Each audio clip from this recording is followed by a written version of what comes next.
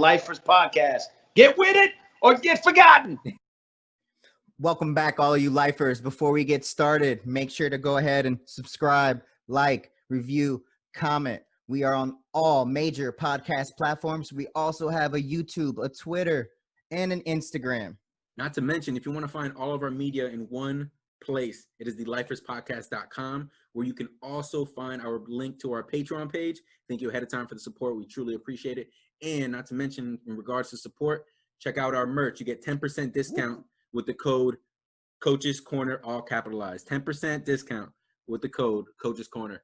Thank you so much. And, of course, get with it Or get forgotten. Hey, yo. Lifers, welcome once again today to the Coach's Corner. I have a very, very special guest today, Danny Boucher. We went to college together, and today he is here to speak to you guys about the transition from high school to college. My brother, Danny, how you doing? Good. How you doing, X? I miss you, bro. I miss you too, man. Give me a quick synopsis, just a journey, your journey, and just the beginning to, into college, and then we'll get to, during college. Okay. So, I was a baseball player. I played out of Tarpon Springs, Florida, so Pinellas County, Tampa Bay area. And, man, I ended up signing early, which ended up being a good decision that I made. Just because, I was injury prone. I did play hard.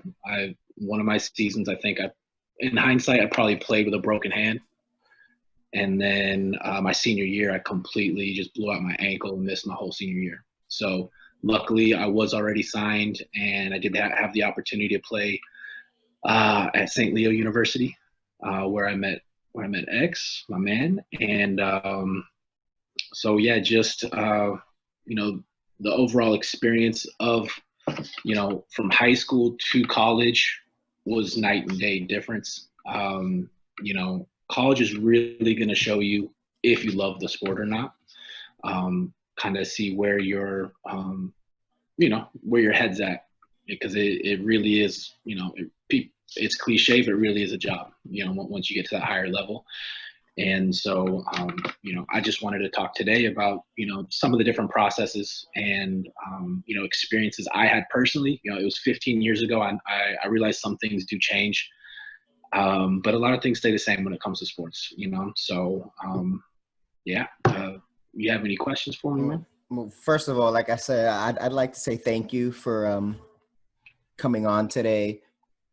On this platform specifically, we just want to make sure that athletes, people who love sports in general, ex-pro, ex-college player, it's just a place for us to talk about the experiences that we had. So I just want to say thank you for letting me know and letting everyone else know the type of things that, you got into when you were transitioning from high school into college. And real quickly, you said you ended up signing early. So if it's cool with you, if you'd like to get into that process, I want to ask you, that signing early process, is it any different in the sense of, you think if maybe, let's say you didn't sign early and you did get hurt, you'd be in a different situation?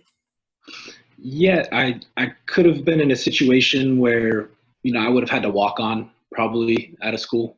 My goal was always to be drafted. I practiced, worked harder than pretty much anybody I know my whole life to just make it to the big leagues, right? And so, me signing early was originally just, all right, I'm going to do this as a security blanket just in case I get injured. And then, but I always thought I was going to go pro. I thought I was going to enter the draft, bypass college, and, get in the minor league farm system. And, so that was my goal.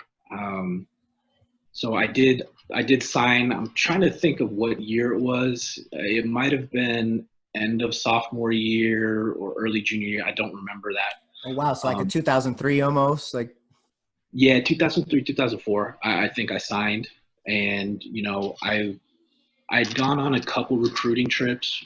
Um, there were some. Um, I was originally there was a D1 school that was showing a lot of interest, and unfortunately, you know, I think something kind of happened with my team where they did some shady stuff when we played at that school's field, and I was just kind of grouped into what my team did, and I just Okay. no longer heard from them, and so I just kind of went with the only team that really made me a solid offer, and then I had a couple teams that didn't know anything about me, but a coach helped me out, had a connection. My high school coach, we didn't have a great relationship. We had some issues. Okay. So he definitely didn't do anything for me, which I don't care. I don't need anybody to do anything for me. So I could have done a better job of reaching out to schools, showing interest, getting myself on tape, just making myself known. I know somebody that made a college football team, got a college football scholarship. He was an unknown, put a video together, put that signed, sealed, delivered, I'm yours as the background music to his video. And Yep. the coach and recruiters thought it was funny, and they gave him a scholarship, and he played there. So there's definitely things that I could have done differently as far as my approach to the recruiting process. But I one of the recruiting trips, I kind of want to talk about recruiting trips. One of the recruiting trips that I went to was actually in your part of town in Orlando, and UCF or Rollins or something. Rollins, yeah, and it was really like the school. I got there, we partied the night that I got there with the team. I was focused on my objective. My objective was to impress the coaches and get a spot on this roster. So, I wasn't drinking crazy or partying too much. Got a good night's sleep. The next day, did well against their pitchers. And, basically by the time they found me, actually the football coach at my school, Coach Hudson, he's the man. He's the one that kind of hooked me up with that, opportunity. And I ended up performing really well, but they had already signed everybody that they could sign at that point. Okay. And so in order to kind of get me to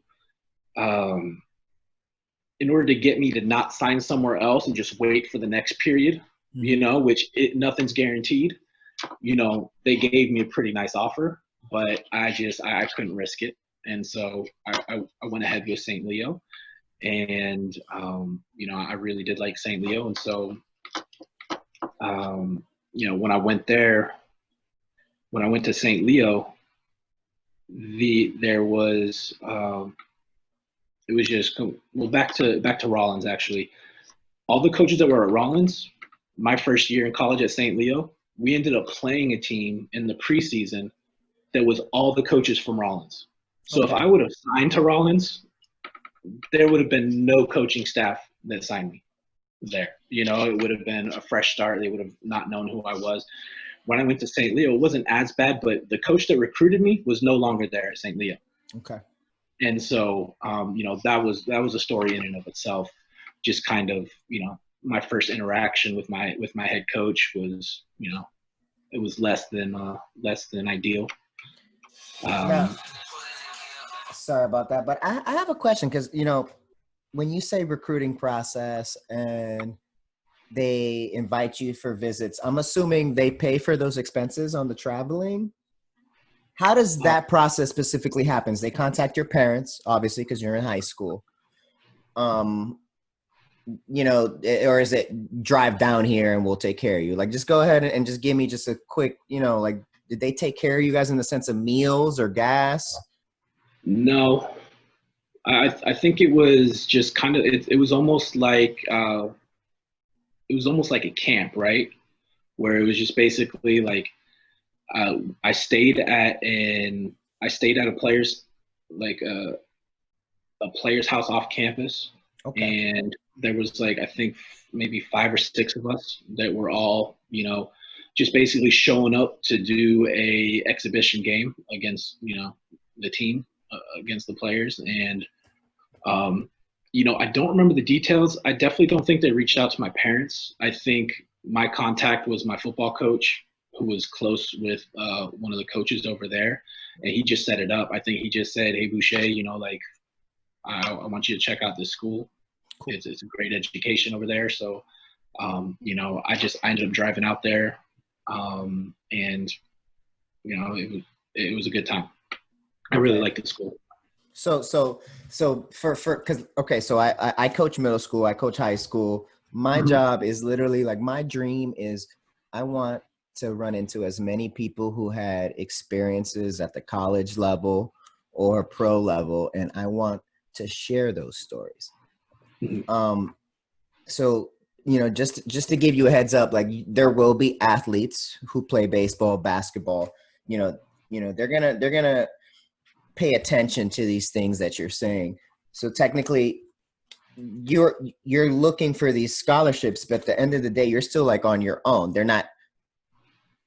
It's not like a full courting for every single student, right. If you're a 5-tool player in baseball, you're going to get people knocking down your door. I didn't have speed. My forte was hitting, I basically hitting for average. I had some pop, but I really wasn't a home run hitter. And so, I was decent arm, kind of decent speed, nothing special. But I was a ball player. I was, I knew how to play. And so, with my situation with the recruiting, I was around that time of. Did you ever see the movie Moneyball? Absolutely. I'm glad that we touch on this. Yes. All right. So I was around that time of Moneyball where they were looking for speed. I'd go to scout camps. I'd go to all these different things in front of these pro scouts, and you would have a guy that, swings weak, misses everything. What? And just. But it's fast, runs a fast 60 time, and the scouts are drooling over him and just like, they love this guy. And then, but he wasn't any good at baseball. So, but they're looking like, all right, he's got speed. We can teach him to play. You know what I mean? They want athletes at a certain level. They start wanting athletes and people that can get on base. And I mean, even to this day, statistics kind of, play a major part in baseball. You see some of these coaches, they got their hands tied because, I'm sure they've got, these statisticians in the background making a lot of moves. Yeah. And so what was your original question? Well, first we were starting, we ended up, we segued away, but we were talking about how, essentially these, technically, if you're getting recruited, these coaches are courting you, but for you, it was more of a tryout. Let's gather as many athletes together as possible, and let's see who comes out ahead on when we do these drills or this. Who shines. Yeah, and then a lot of my opportunities were. Different colleges put on different workouts, different professional MLB teams put on different workouts. And then when you play on travel teams, especially in Florida, I mean, the talent of baseball in Florida is, it's up there. If not the best, it's up there with Southern California and Texas. Absolutely. And so basically, if you play a junior college, if you play JUCO baseball in Florida, you're pretty much D1 caliber players anywhere else in the country. So whether you're playing D3, D2, like St. Leo was, Division I, it's all good skill level. Absolutely. And one of the main reasons why I chose St. Leo was because I kind of fell in love with this idea that the recruiter told me was like, if you can hit, you're gonna play. We're gonna find a spot on the team for you. You could go to Florida State, you could go to Tennessee, you could go to these other big schools and sit your freshman year on the bench, sit 2 years, get redshirt, different things like that. Whereas here, if you can hit, you're going to play. And so, I was excited about that. And so that was the main reason why I went there. But as far as the recruiting process, there was, I know a couple people that just kind of had the connection, right? They were amazing talent, but they weren't heavily recruited. And so, a dad on the team knew somebody at Ole Miss. I don't know if you remember Chris Coughlin. Yes, absolutely. He played for the Marlins. Yep, and Rookie of the Year for the Marlins, World Series champ for the Cubs recently. And, he was a couple years older than me. I played with him in high school, and he was just a machine. So he's from Tarpon Springs or that Tampa area? Yeah. And Okay. so I think he might have been from somewhere else originally, like Maryland or something like that. But yeah, he Came was down here. He was from there. And when I got there, he was there. But I'm not sure how long he was in Florida for before that. But the only game this guy didn't get a hit in his senior year, he got like hit twice and walked twice. Other than that, he was hitting doubles just like clockwork all day, every day. And even him, it may have been the tools thing as well with him. I don't know what exactly happened, but I know that he kind of, somebody put in the good word at Ole Miss, gave him like a look over there, and the rest is history. So you are going to have these people like Coach Hudson. You are going to have these people in your corner that see something in you, and they'll try to help out. But you can't rely on anybody else. You really do have to just go get it for yourself. That would be my advice. Reach out to these schools. Send tape of yourself. Don't be shy. And another big thing is visit the schools. It's just like buying a house, man. You don't want to.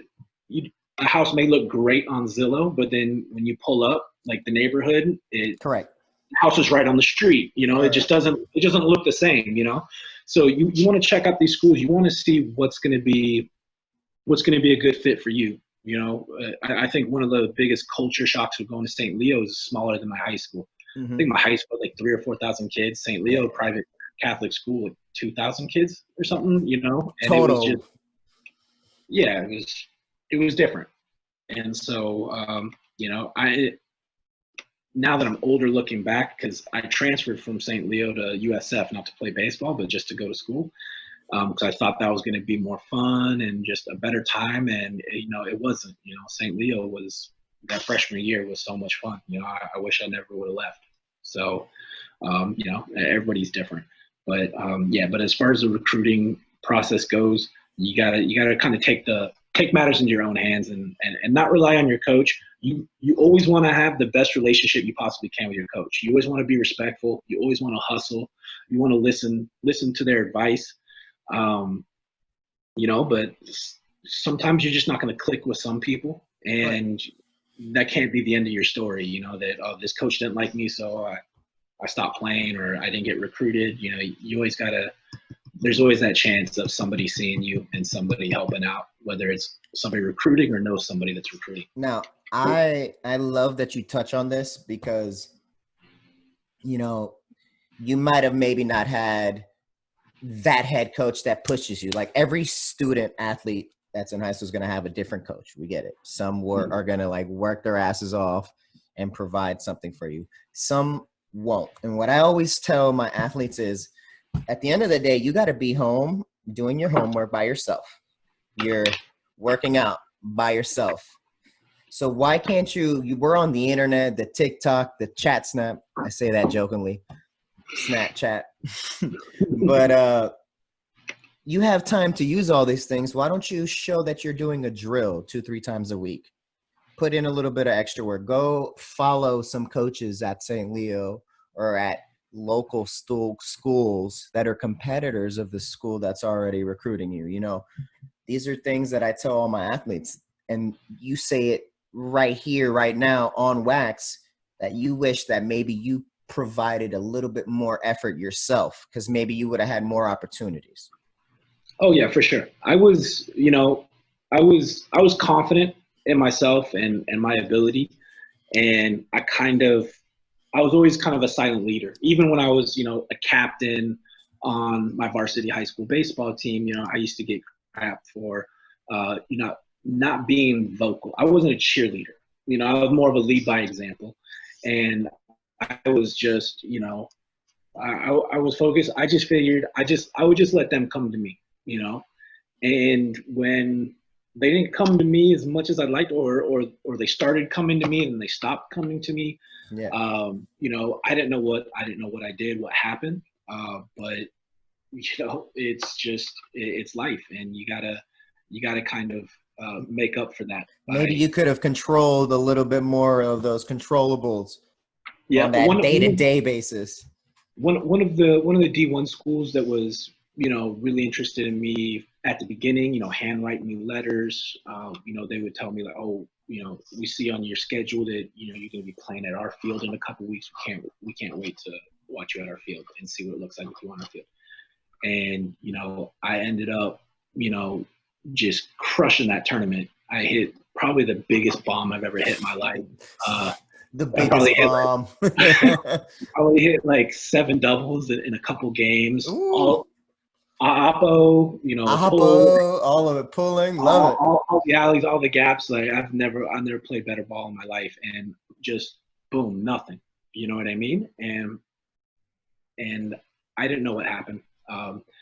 Thinking it clicked to me the other day. I know some people that may or may not have taken some equipment from the facility, and definitely wasn't me. I'm also not going to tell on nobody, so Correct. but I think I ended up kind of getting grouped into that oh, scenario situation. That's the team that did that. We're done. We don't want nothing from them. Just being cut off like that, not hearing from them anymore, especially after I felt like I killed it. I did end up reaching out to them. That was the only school that I reached out to personally. I sent an email to the head coach like, hey, I've got a final tournament in Fort Myers. I would love it if you gave me another shot and gave me another look. Here's my schedule.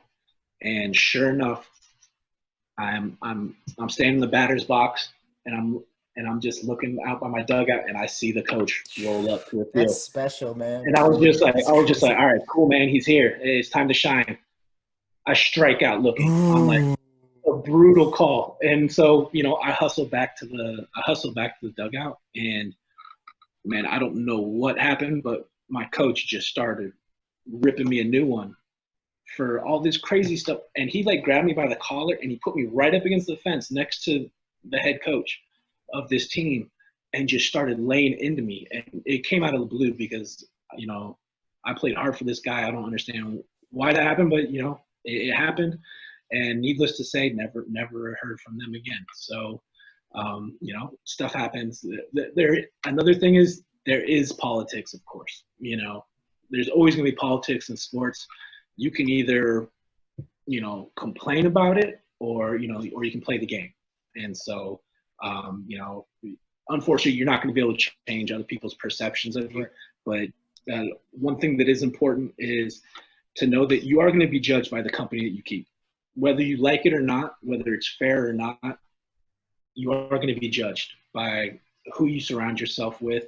And, recruiters are going to ask coaches different things. And some coaches are going to, be honest and be like, he might be a little bit of trouble, sometimes. And, you've got to live with that. If you run with a rough crowd, you're probably going to be judged a little bit for that. So, you just got to kind of have your priorities in line.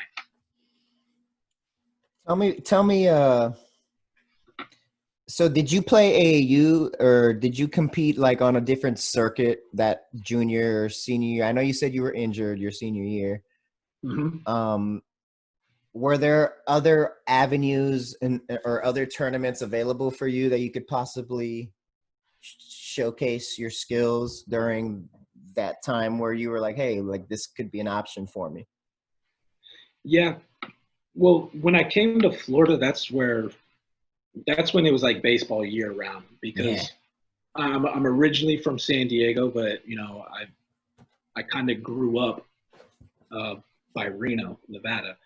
And so, it was football, basketball, baseball. And so when I came to Florida, I had a weaker arm. than everybody else because, you know, everybody's playing year round. Everybody played AAU. So it took some catching up with my arm strength when I was, you know, 14. But yeah, you've got, you know, there's definitely, especially now, you know, there's always the opportunity to be on a travel team and to be seen for sure. There's no shortage of travel teams, especially in baseball during the summers and stuff. So I got two questions for you. If you were to,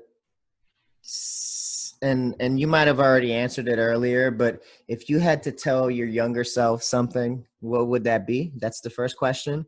And then the second question would be, what's the one thing that you think you worked on every day that genuinely helped you? And I know you touched on hitting, you're able to hit the ball, but what would you tell another athlete that's like in 11th or 12th grade? You need to make sure you're on top of your game with this. Okay. The thing that I would definitely work on in hindsight, if I could change things and talk to my younger self, when I was in college, the weight room was a big thing, you know, and I was easily the weakest person.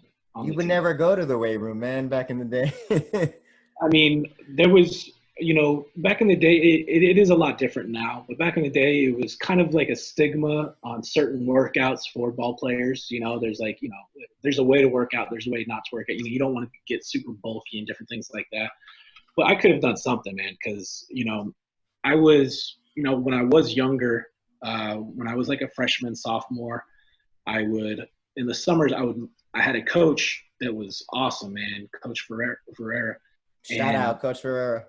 Yeah, Coach Tony, and he was like a big brother to me. And we would mow lawns all day, and then we'd go to Gold's Gym at night. And that was, you know, that was my summer for I think 2 summers in high school. And every summer I put on 20 pounds.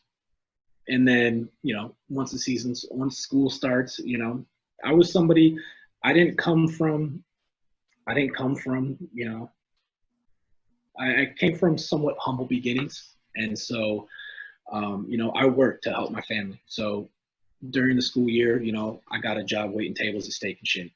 And then in the summers, I would landscape or work construction. And so, you know, I did work out, but I mainly worked on baseball. Like I mainly hit. That's the thing that kind of set me apart from everybody was I had a dad that really preached mental toughness. You know, never let him see you swing. Never get flustered out there. Always focus. One thing that helped was whenever watching baseball at a field, he would have me just kind of sit there and stare at the pitcher. You know, stare at his hat, and then just focus on his hat, and then move. And then when he's pitching, just move your eyes slightly to his arm slot and see if you can pick up if he's throwing a fastball, his hands sideways, you know, throwing an off-speed pitch. You know, just laser point focus is what I was always taught. Imagery is what I was taught. You know, I would sit in the outfield and I would picture a ball, you know, being hit shallow in on my left-hand side and me laying out for it. And sure enough, it would happen. I'd be prepared and I would lay out and catch it. So, you know, there were some different mental things that were my strong point. And then just hitting. I just hit. I probably did, you know, at least 1,000 swings every day, you know, just trying to always get better. So that's that. But yeah, when I got to college, by far the weakest person in the weight room. Everybody was just like yoked, and I was, you know, I was just there. Couldn't even do a pull-up probably. Yeah. It's so different because you go into your 18 years old soaking wet, and you see a bunch of 18, 19-year-olds who've already been in the program for the summer or for the whole year. Oh yeah, well in college you're playing with super seniors. A lot of our team, or I felt older like guys, a little older, right? Number, you know, like 25 years old, man. Some people. Shout out to Jorge Burgos. I'm sure he was one of your teammates too. Oh yeah, George is the man, dude. He was the man. I remember I know he would be in the weight room working out a lot and putting in work. Oh yeah. So. Yeah, George is the man. I ran into him one time after college. I was on a date and we went and we took some bachata classes. Hey. And we pull in the parking lot, and George is standing out He's front. the teacher, dude. And he was the teacher. And I was like, Jorge. And oh man, it was fun. But anybody that's out there, don't go to a dancing class on a date, because you're dancing with everybody else's chicks. Like, you're barely dancing. So Love it. that's a little gem for everybody. What's your most memorable high school experience? And then give me your most memorable, like, when you transitioned into college that freshman year, what was your most memorable college experience? All right. My most memorable high school experience was, when I moved to Florida. I remember I moved the summer before my freshman year. Okay. And we were at my younger sister's middle school, signing her up for school. And we're just sitting there, and, the lady in the office is talking and saying something. And, my dad's like, oh yeah, my son's going to be playing over here at this school. And, and she's like, oh, that's great. They have a really good team over there. And my dad was just like, yeah, he's going to, he's going to try to play varsity as a freshman. And she was just like, oh, no, that coach doesn't do that. They've never done that, And so I was like, all right, challenge accepted, So I worked hard. And then at the end of my JV year, I got pulled up to varsity, and the team went to states. And we were, just a team full of grown men. I was like 14 at the time, but these guys were big, man, and they were good. And they would talk shit to every single team, and then they would have to back it up. So in warm-ups, we just run through the middle of people warming up, and they would just be John and, like, kind of setting the stage to, they got to back it up, and they usually did. And so I think that the whole experience of going to states, I didn't get to play. I just kind of hung out in the dugout. Sure, but in that experience. Yeah, just experiencing that was pretty neat. And then college, I would say, my first college at bat. My dad had to be there for it, and I got a double. And so yeah, so that was pretty cool. That's awesome. I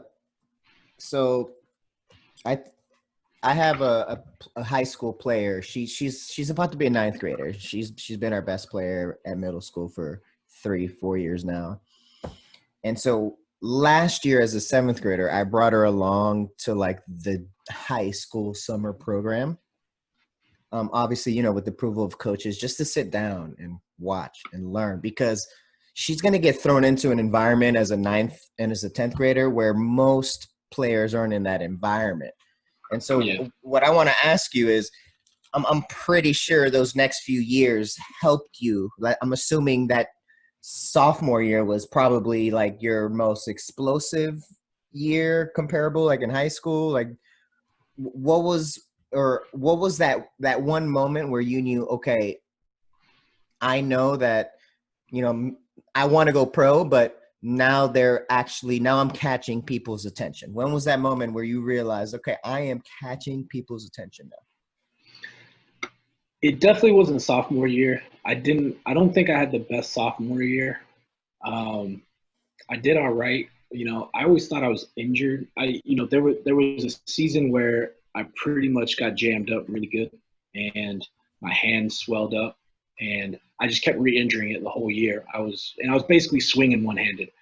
I thought that was my sophomore year, but I actually saw tape of my junior year, and my hand was taped up. So I can't remember. I thought it was who knows? But yeah, my sophomore year wasn't that great. When did I start seeing that I was catching attention was when I started playing travel ball teams with all the best players in the county, and seeing that, I was competing with them. And, so that AAU scene, that, like, AAU, that summer scene. Yeah, for us it was PAL. When you're 16, the best players play on a police athletic league team. Yeah, PAL. In Pinellas County, and Pinellas County had a huge history, especially at that time, of drafting a lot of players. At one point, Seminole High School, right the year before I moved here, I think their whole starting roster got drafted. Oh yeah. Those guys get that drafted year in high school. And so, by the time I was a senior, it just turned out that my class wasn't that strong because when I was a senior and we were playing All-Stars, I did get to go to the All-Stars because I came back at the end. And I think I just kind of got grandfathered in on the All-Star team because people knew me. But, yeah, there was, like, no scouts on the stands for our All-Star team. So, it was a little bit different. But, yeah, probably around then. And then just seeing players that, you get to the point where you see players that were older on your high school team when I was a sophomore that are doing big things. It's like, all right, I may not be as good as this guy, but I'm competing. And so, that's just kind of how it is. Maybe you learned something new. Maybe you picked up on a cue. And so so this young lady who, as a 7th grader transitioning to 8th grade, she was already watching senior varsity players play. And so being able to, like, I'm assuming the most knowledge you got or like the best experience was when you were with older kids or putting yourself in an environment where everyone's doing what you're doing, but at a higher level, So yeah, I kind of seeing their preparation. I'm assuming I would say every athlete should try to put themselves in that situation. Like if you're in 8th grade, try to go for like a little 9th grade summer league, or if you're in like 10th grade, try to push for like a varsity summer program, or you got to be able to match up with players who are better than you at the end of the day. Yeah, and then what you'll come to find is when you're playing with better competition, you rise too, right? If you're not if you're not a fraud, man, if you really put in the work and you have skills, you're only going to do better around better competition. I saw this podcast the other day, and a pitcher for the Dodgers was on at Walker Buehler. Yep. And he was talking about how, in high school, he didn't hit that good because, he's this awesome pitcher. But he's sitting there in the batter's box thinking that the pitcher's going to do and make moves that he would make, right? So he's up there thinking he's playing chess. But these guys don't know what they're doing. In some high schools, they just got some guy that's just out there throwing, and he's throwing like an off-speed pitch with 3 ball, just doing stuff that you wouldn't typically do. Right. And then when the velocity is kind of, not as quick, you got a lot of extra time in your head to think, yes, no, yes, no. When you're playing guys that are throwing 95, your instincts are just kicking in. You're just reacting, and and the ball's going a lot further when you're making contact too with more velocity. So, so it is fun. Love it. Do you still? I know you said you ran into George, but do you still run into or talk to high school players or college players, coaches? How was your St. Leo coaching staff? So here's what happened at St. Leo. So my first interaction really with the head coach, we started off on the wrong foot. I was by the athletic offices one of the first days of school, and I was going to the bathroom at a urinal, and there was I was on this far urinal. There was probably 4 urinals to my right that somebody could use. This guy walks in and just breaks guy code and just starts peeing right next to me, right? And I could just feel him just looking at me. And so I just kind of look at him, and he's just like, "Are you Boucher?" And I was just like, "Yeah." And he was like, "I want to see you in my office after this." I was like, "All right." And so I had seen him before. He threw batting practice when I was at a tryout, maybe 2 years prior. Didn't know, again, I should have done my research. I didn't necessarily know that he was the head coach. And so I go into his office, and he sits down, and he throws a receipt at me. And he said, "These are for your fucking books. I don't pay for that bullshit." And I was just like, dude, I signed the scholarship that says that my books are taken care of. I said, I was actually on the athletic list at the bookstore, and that's how I got these for free. Correct. And he says, "I don't give a fuck. I'm not paying for those books." And I was just like, all right, cool. Guess I'm not going to have books then. And he was just like, all right, motherfucker, well, you better get straight A's. And I was like, man, I'm going to bring you this and that. He says, don't even waste your time. I'm going to fucking throw that shit away right when I touch it. And I was just like, all right, man, cool. And I just left his office. So So that's how we started off, right? And um, it is important to know what you sign for when you do your scholarship. You know, I was always somebody that didn't really take stuff from people, as far as, you know, disrespect. And I kind of, you know, I could have been, I could have gone more with the flow, but you know, that really rubbed me the wrong way. And you know, obviously, me and him, we kind of had it out for each other from the start. And so, so that being said, you know, the coach that recruited me was no longer there. You know, I love the players, I love the team, the coaches. The big thing that I didn't realize was how much running was involved. Like, man, I'm glad you said that. if we practiced hitting as much as we ran, we would have been, you know, amazing hitters, man. But, dude, it was just conditioning. And I'm going to be honest with you, I've never been tired a single baseball game in my life. Like, I have no idea why these schools just run you ragged all the time. It just, you know, you're waking up at 5 a.m, you're going, you're just running, run, go to class at 8, go to another class, eat, and then, you know, you got to work out with, I was an outfielder, so you got like a skills session with the outfielders where you're just running after fly balls, where they're setting up a machine that's just shooting balls, Balls out. just shooting line drives deep in a gap. You got to start somewhere, and you got to sprint 30 yards to catch it on the run, and then you got to sprint back and everything just involved running, and man, it was just. If I liked running, I would have played soccer. You know what I mean? Like, it just didn't make sense to me. But you know, that was probably one of my biggest complaints about the coaching staff was not even coaching staff, just that style. Maybe every program's like that. Like, I understand you want your athletes conditioned and in good shape. You know, usually it was like pitchers who got to have strong legs. You know, they're always running. You know, because they've also got a lot of downtime. You know, they're only playing every 5 games, something like that. So they always want to strengthen legs and different things like that. But yeah, so another thing that happened with the coaching staff was I think it was a good learning experience, was that you can't really trust anybody, right? I obviously learned that I couldn't trust this guy that first day, but I shouldn't have been trusting with other people either. You know, there was one night where we went out as a team and everybody was partying, and even one of the younger assistant coaches was partying with us. And dude, it was a fun night. Everybody was getting hammered. And my coach was just basically like, I had a punishment conditioning the next day because I think I was late to practice or something, which You didn't wake up. Yeah. Well, here's the thing. The coach that was in charge of the punishment conditioning the next morning, I was supposed to meet him in the pool and just swim laps and tread water for insane amounts of time, right? And he pulled me aside that night and he was just like, hey, Boucher, I won't tell coach if you won't tell coach. I'm not going to be there tomorrow, man. And he's like, I don't think I'm waking up. And I was just like, all right, bet, you know, I'm not going either. And so, like clockwork, I get a phone call, you know, the coach meet me in my office. And Head coach checked up on you probably. Yep.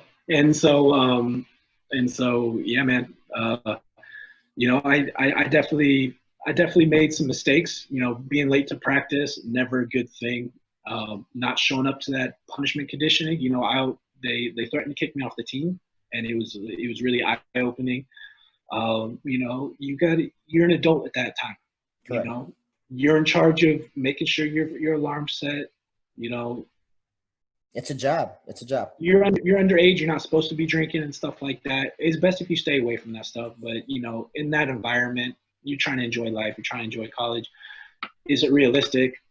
I mean, you can do it, but you know, everybody's partying. You're gonna you know, drink and stuff, and you just gotta know your limits, and you know, kind of be more focused, I would say.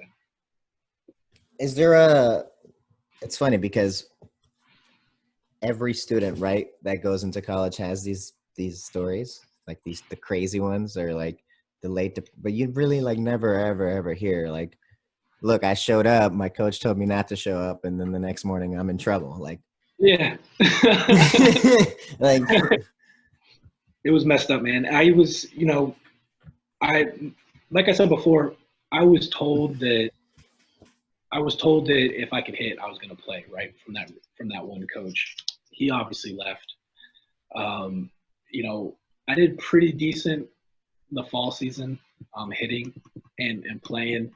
Our pitchers were studs. We had a bunch of guys that were lefties just throwing. remember we had a bunch of Better, lefties. dude. Some of them got drafted, I think, like that first year. I've never seen so many lefties throwing mid-90s. Like, I felt like, our pitching staff was insane. And, naturally, us hitters, when we were facing our pitching staff, we, especially early on in the year, we're still working out our swings, different things like that. But I kept track of the stats. I think they kept track of the stats. I did decent. I felt like I earned my position, my starting position. I was competing with a senior at the time.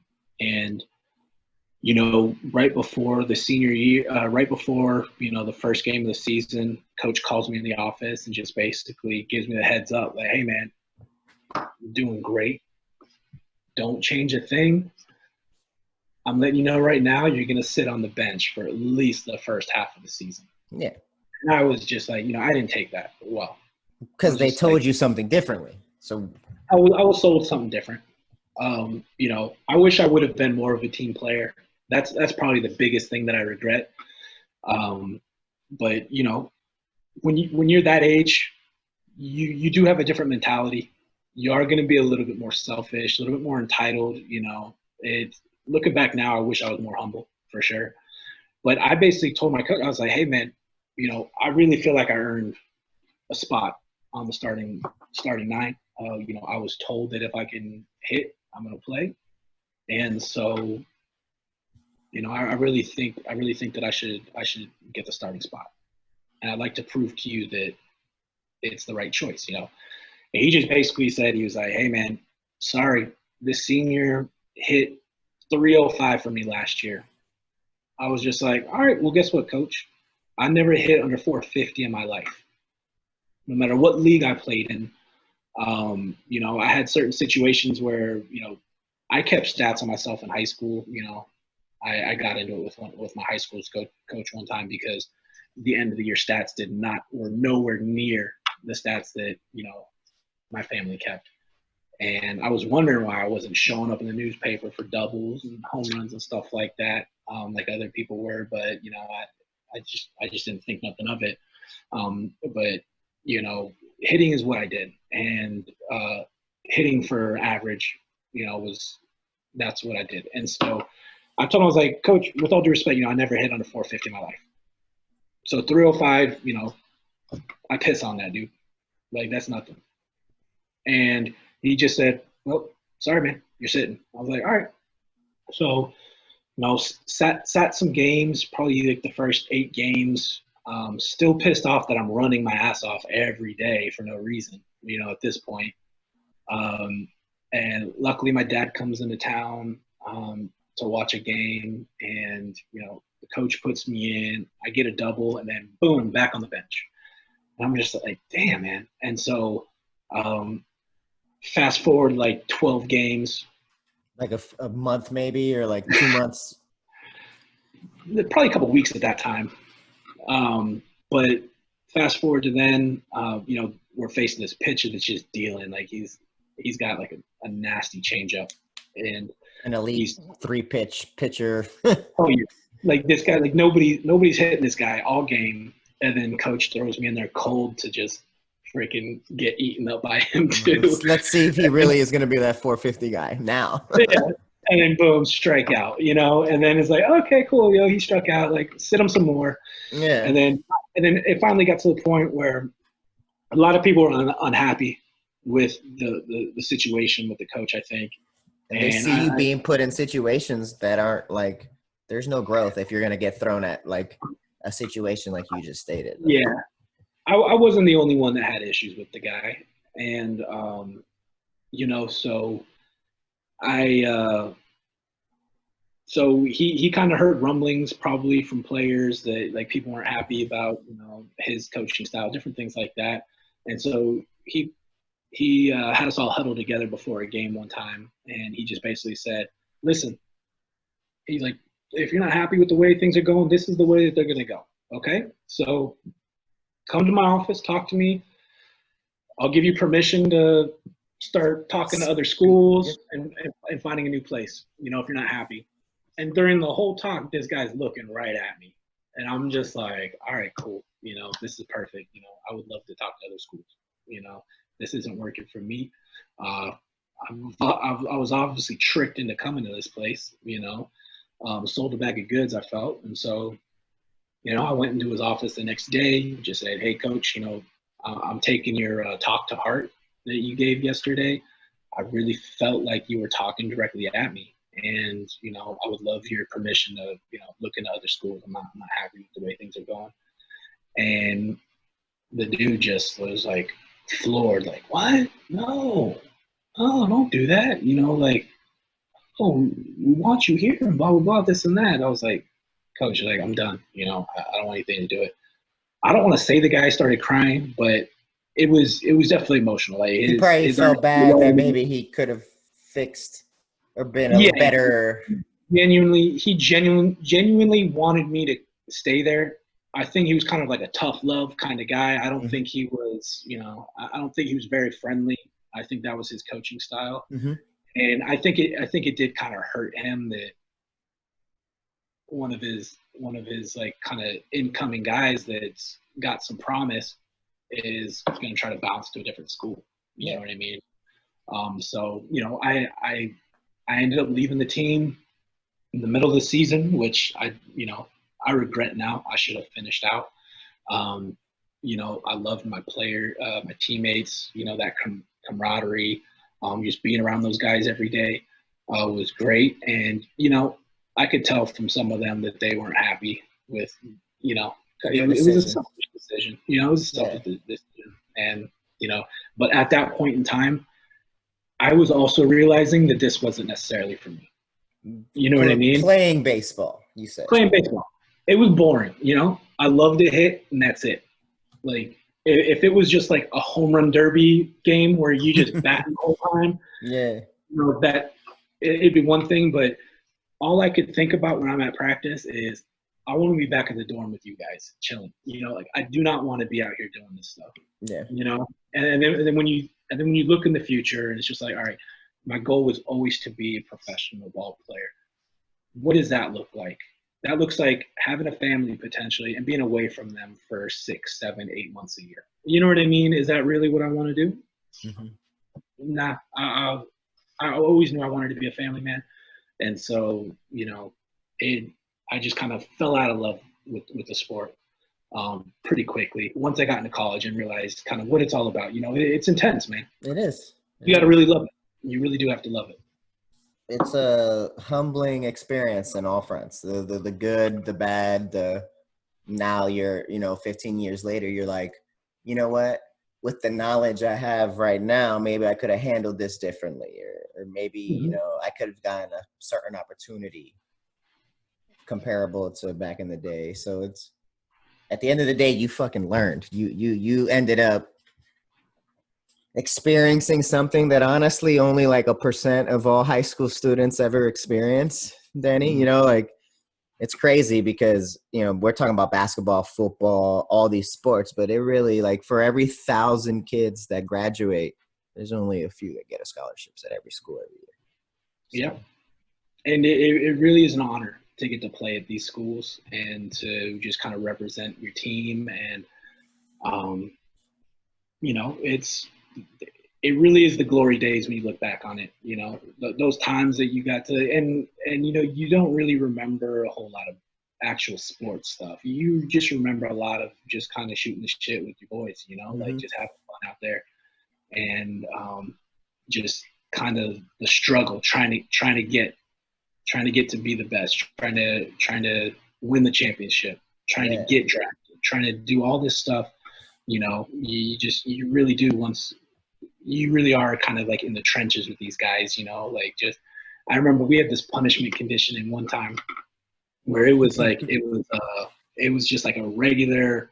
I think it was like Hell Week that week, and so we already knew that we were going to run our asses off all week. And then one of the freshmen forgot to do the laundry. Oh. And so we finished this just this crazy morning conditioning session. And then we start leaving, we do like go team. And we start walking out to the parking lot, and then the coach says, "Hey, freshmen, stay back." And we're just like looking at each other like, all right, who was doing laundry? Oh, it was you three? Yeah. They're like, I forgot to put the clothes in the drawer, man. And so we're just like, oh, man. So we go back there, and the coach is just like, all right, freshmen, go line up on the foul pole. He's like, you got to run a lap around the warning track in under 45 seconds or something like that. So basically, you got to do a dead sprint all the way around the field. And so, and mind you, we just ran for an hour straight, maybe 2 hours straight. I think it was an hour straight at that point. And so we're already dead. And so we just take off, and we're running, and we make it. The lactic acid's building up in our You're ass. sore already, yeah. Like, we can't even walk. We probably can't even sit still after we're done with this. And then we finish that lap. And coach is like, "You're not done. You got to do another one." And we're like, "Ah!" And so we're sprinting again. And then by the time we finish that second one full speed, all of us freshmen are sitting there in a circle, all ralphing our brains out, just throwing up. And it was a sight to be seen, man. It was fun. So I know you have some kids. You've been showing them, to play some baseball. He's playing some. Would you, with what you know now and what you experienced, and let's say he wants to be a baseball player, would you allow him, knowing what you know, how cutthroat maybe the business could be, or how dedicated? At the end of the day, like, you got to be a soldier. I keep telling, like, you're going to have to do things that maybe you don't want to do or don't like to do. And it's sort of a culture shock because you're dropped off at this campus and it's like you have no one but yourself. Would you want your kids to maybe pursue playing athletics at the college level, knowing what you know now? Yeah, definitely. I think the confidence that you get from just athletics in general is very important. I was always pretty shy. And so, sports were my outlet. That's where I could kind of express myself. You know what I mean? Yeah. And with him, I think one of the big things with me is, I grew up in a family where, there was a lot of pressure on me to make a bunch of money from baseball so that I could eventually take care of everybody. You know what I mean? They had some expectations for you. They had some expectations. I was, from a young age, it was just like, oh, you want to play sports? You You're the protege. Yeah. Oh, you want to be the best? All right, well, I'll make you the best. Go run 2 laps around the block and then play catch with your sister. And, give me this many swings off the tee. So, my whole life up to that point was very strict. I had a very strict upbringing, very Christian folks. And so everything was, your reputation, your character building, mental toughness. And if I'm going to spend my money that I work for on a travel team or anything involving your sports, it's going to be like an investment. You know what I mean? Like you're either getting a scholarship because I'm not paying for school, and you either need to get a scholarship, and the goal is to definitely make it to the big leagues, and get a payday. It was something that I had a cousin that was drafted in the first round in 2000, in the 2000 MLB draft, and so I had seen it firsthand. It was something that was like I thought it would be attainable. That's family. That's family, and that's bloodline, and Well, he was adopted, so. So that's not bloodline. Just kidding. Yeah, so but he's still family. Bloodline, but man, he was family, and he was a physical specimen, and I should have known that I probably wasn't going You know what I mean? But yeah, just kind of that hardcore upbringing. That's another thing that, you know, college kind of showed me, was that when I had that taste of freedom, because like my parents didn't take me to the dorm. You know, I showed up in the dorm in my van. You remember my Love van? that. And I showed up to the dorm with a van with all my stuff in it. Other people's parents were helping them move in, and I was just like, all right, man, this is it. You know, this is college. We were like the only kids with vehicles. I remember, like, I was working when I was already 16, so my parents were like, "You want to be able to move around and come back home, then you have to buy your own car." Yeah. and so, you know, it was, once I had that taste of freedom, you know, I remember me and Johnny Mack, he ran cross country. And so me and him both would be up at 5 and like the only ones in the hallway at the door, Correct. right? And me and him would both be waking up at 5 and like with our running stuff on and just like, all right, man, let's do this. Mm-hmm. And then, you know, when I quit the team, I got to take naps. Like I got to sleep in. You know, there was so much stuff that I was just enjoying, just the little things. Not having somebody like tell me what to do was, to me, that was bliss, man. That was heaven. I was like, oh man, this is, you know, there's a lot to be said about the kids that kind of experience, just kind of have a more lax upbringing when they're younger. They kind of get into trouble a little bit more when they're younger. Yeah. They tend to be more responsible when they get to that age. You know, they've already been there, done that, got it out of their system, make good decisions. You know, with me, I basically started making bad decisions. With us in general. I tell everybody too. Like I just started making bad decisions at 18, and just, you know, it was such a culture shock to be able to be by yourself with a van, with a car. It's not for everybody. And there's different phases in life. Like you might be ready when you're 25, but not when you're 17 and a half, soaking and going into your freshman years in the summer. Like, hi, like now I got to wake up on my own, set my alarm, do all these projects without mommy and daddy. Yeah, nobody's going to make you do it. You gotta have that drive in you to be successful, in life, in sports, and with yourself, like self-growth and with your family, man. Yep. It's crazy, man. I'm so glad. Is there anything else that maybe you wanted to touch on that we didn't get to speak on this evening, or? Let me think. Because you've answered, honestly, like so many of my questions alone. Like I just want to be able to provide, you know, this outlet for students to say, hey, here's a, you know, Coach X, you know, Danny, these are regular Joe Schmoes, but they did or had an opportunity to do what I'm thinking and doing. So, you know, we're providing these students with the good, the bad, the real, the genuine. So I want to say just thank you so much, man, once again. And I appreciate it, you know, joining today, talking baseball and catching up with you, all of it. Yeah, man. I appreciate you having me, bro, and giving me a platform to speak on it. Absolutely. What's your favorite baseball player? Who's your favorite baseball player? I mean, growing up or now, current time? Give me both, because I'll answer that as well. All right. So growing up, I was a huge Raul Mondesi fan. I was a Dodger Me fan. too. Jesus. I was too, actually. So I love Raul, and then Ken Griffey Jr., of course, Gary Sheffield. Those are kind of like my main guys. And then nowadays, who do I like to watch play? You know, I like watching Acuna for Atlanta. He's so talented. I like watching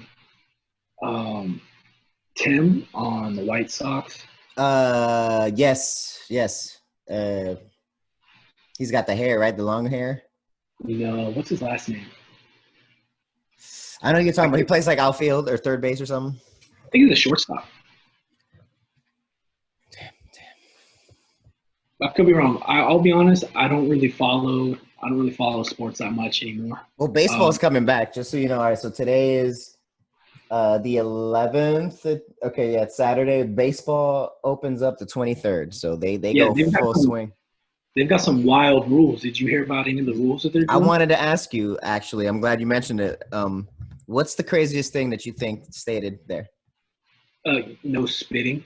Yep. You know, telling baseball players they can't spit is crazy. It's not going to happen. And I think they're going to get fined or something if they do get caught spitting. I read something or heard something about if they're throwing the ball around the infield and it touches two players' hands, they got to switch the ball out. It got to be a new ball.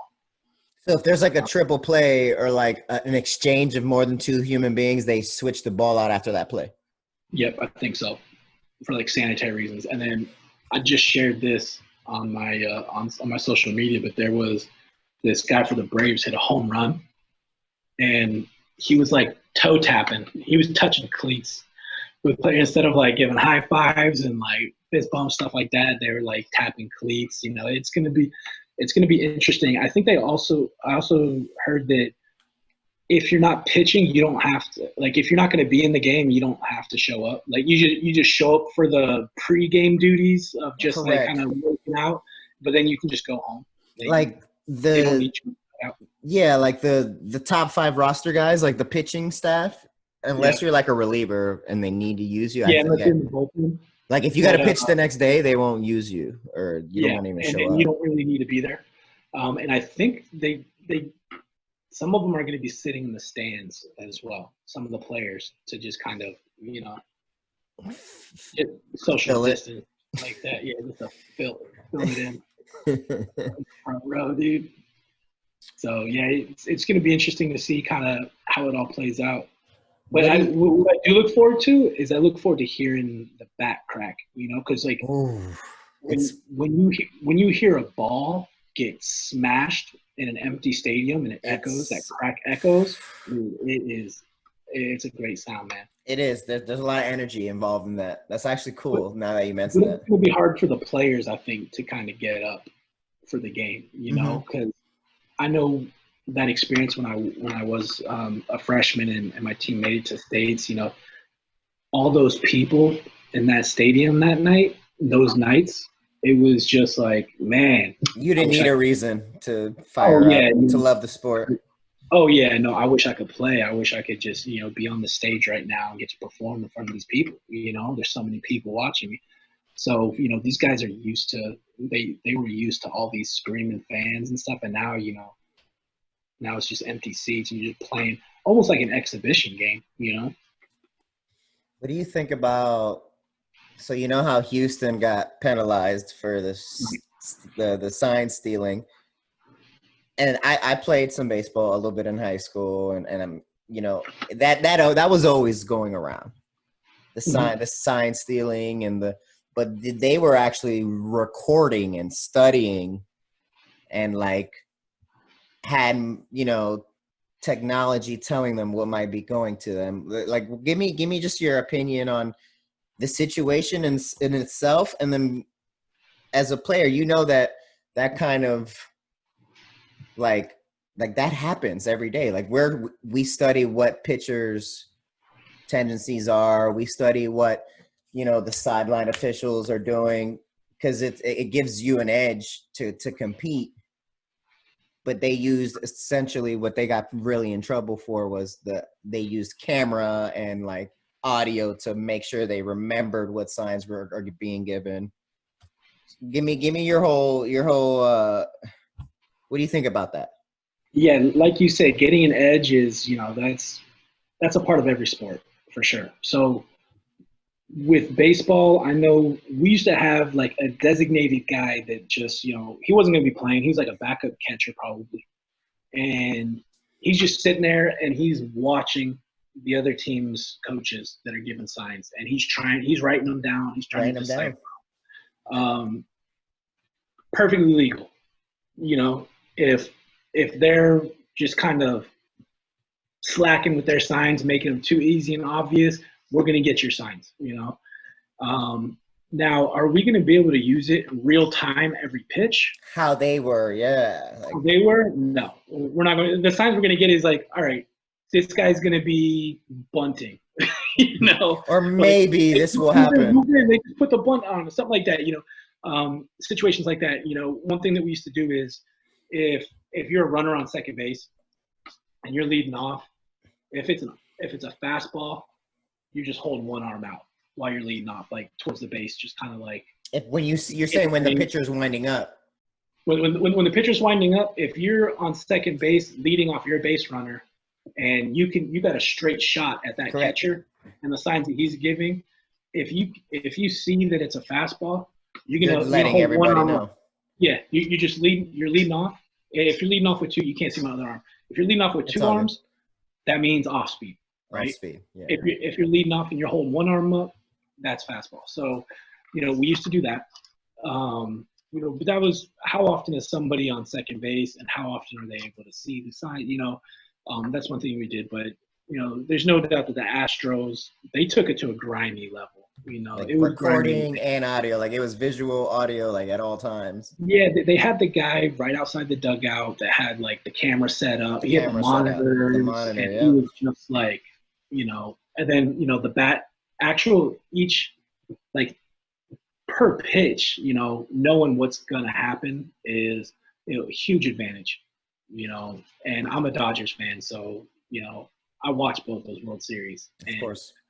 The Astros and the I'm not too familiar with what the Red Sox had going on.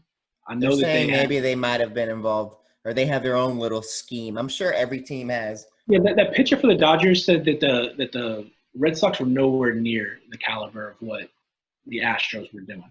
So they probably kept it legit, like how it was back in the day. You think you know what he knows, and give a sign out. No, the coach of the Red Sox, I can't remember his name right now.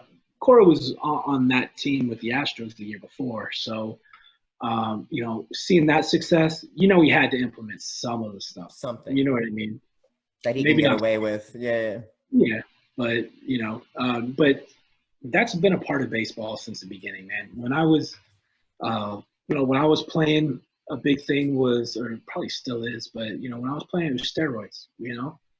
You could go on steroids and you could get a big payday. Did you know kids who did steroids in high school? Yeah, for sure. So I remember I played against this kid in travel ball teams, and he was a stick, man. Like he was just like He was Coach thin. X when he was 18 years old. Yeah, he was thin, man.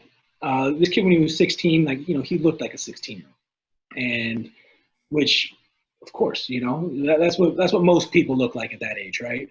But the kid was a stud. He played for like Team USA travel ball teams. Like the kid was good. Don't get me wrong. He was on the scene. Yeah, he was skinny. He was just like a little guy. 2 years later, I'm playing against him. Dude, straight up, just macho man Randy Savage out there.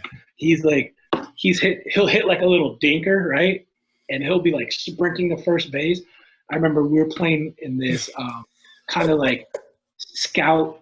We were playing like the scout tournament where all of our baseball coaches were professional baseball scouts. So like my coach was the scout of the Rockies and the scout of the Diamondbacks. And Dude, that's special right there. And so I'm sitting there playing first base, and this guy hits this little dinker, and he's swole, dude, like to the gills, and he's juiced out, and he's running, and he ends up beating the ball out or something. It was a bad throw, something happened, and the dude just says, "Ah!"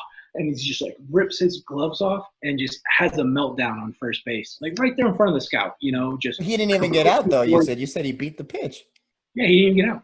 Just completely roid rage right there next to me. And I'm just like, bro, There's something. you are, it's obvious right now. So get this. This kid gets drafted.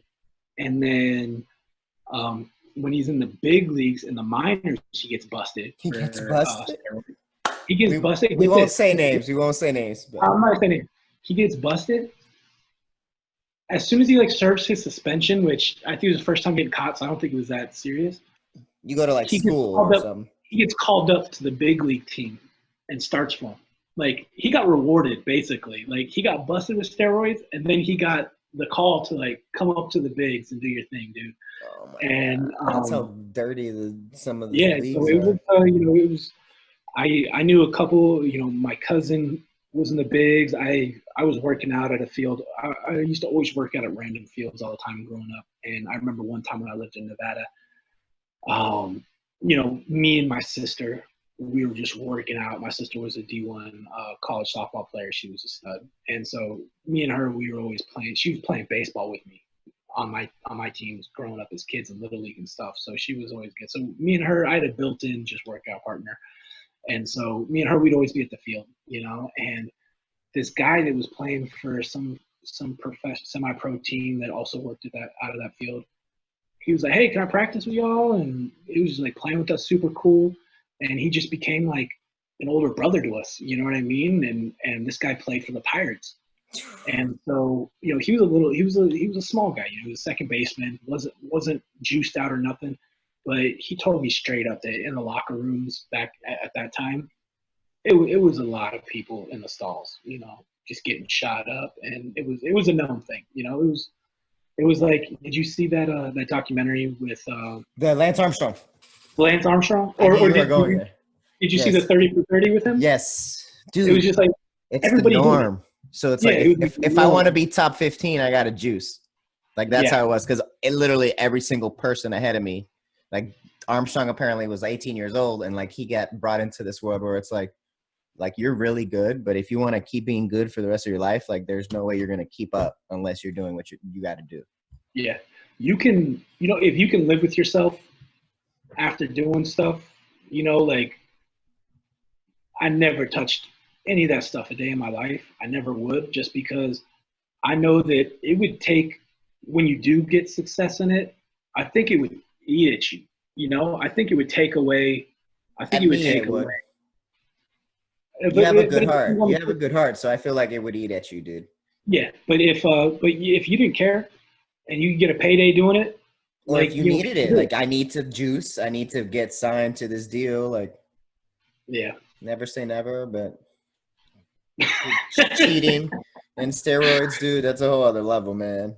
yeah, man. I knew some people that did it. I didn't really play with anybody on my immediate teams that I knew of that were doing it. Mhm. But definitely people I played against, you could see it, man. You could see it. Definitely. You're supposed to be 15. You're 250 pounds, throwing know, dude. 900. You're diesel. You're diesel out here. Look, the little bit of baseball I played, I was going into my 9th grade year. I played on an elite team. I couldn't hit or catch, but I was fast and fearless. So like I started getting on base. I started bunting. I started stealing everything because no one could pitch fast enough to get to the other base. But on my team, I'm talking about these kids are 15 years old and or 16 years old. They're pitching 90. Like here in Florida, it's like if you're pitching 85, it's like 80, 85. That's like normal. Yeah. From what I understand. Like it's really like if you're throwing 80, 85, that is a normal pitch. That's not at the high school level. You know, if you're a lefty and you're throwing 85, you'll get, I feel like, at least back in the day, I don't know what it is now, but I feel like if you're a lefty throwing 85, you have potential. You know, people saw potential. Because for whatever reason, I guess lefties aren't thought of as, you know, like people who throw hard, you know, for whatever reason that is. But yeah, if you're a righty, you know, in high school, a lot of the dudes that I played with, they got drafted, were hitting 92 at that age. 17, 18 years old, hitting at a MLB level, you know? And then when I was probably 16, we played against this team that was, they were called the Florida Bombers, and they were just all kids that pretty much already got drafted before. And it was a bunch of like Latino They decided to go to players. college instead of like going pro. Yeah, it was like the best 5-tool players from the state. Like everybody, if you were like just a beast, you got invited to play for the squad. And they had pitcher after pitcher that's just like, I remember we faced this one guy who was throwing, I think he was throwing like 95, 96. And you know, you're just up there, you're just like, what? This is fun. You know, it was fun to hit. That's awesome. I didn't hit very well off of it because, you know, because it's 96 miles per hour. But dude, my boy just got the bat head out and he hit a bomb, dude. He just, it was He's gonna awesome. remember that for life. Well, man, Danny, thank you so much. You're welcome to join us here at the Lifers Podcast. Like I said, a place where coaches former players, athletes can just talk shop.